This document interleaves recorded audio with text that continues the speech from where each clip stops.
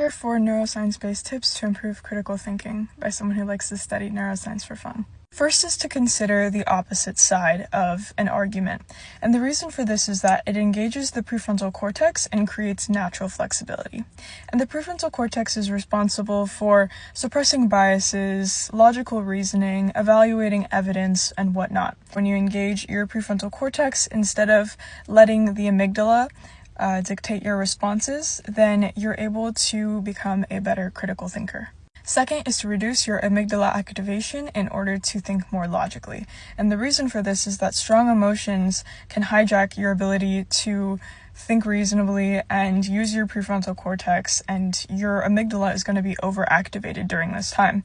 So when you use slow breathing, like inhaling for 4 seconds and then exhaling for 6 seconds to activate the vagus nerve, then it's going to calm that emotional overdrive. And once the amygdala quiets down, then you are going to be able to think more logically and critically and use your prefrontal cortex. Third is to strengthen your working memory for complex reasoning. And the reason for this is critical thinking requires holding multiple ideas at once. And this depends on the working memory capacity linked to the prefrontal cortex as well as the parietal lobe activation.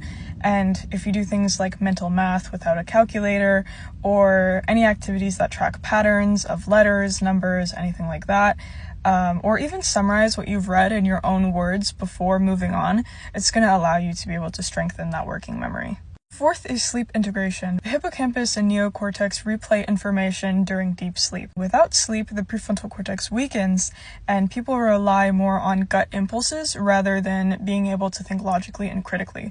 So prioritizing 7 to 9 hours of sleep, reviewing material before you go to bed if you want to, will allow your brain to rehearse the different information, arguments, connections overnight, and therefore allow you to become a more critical thinker. So yeah, I hope that information helps.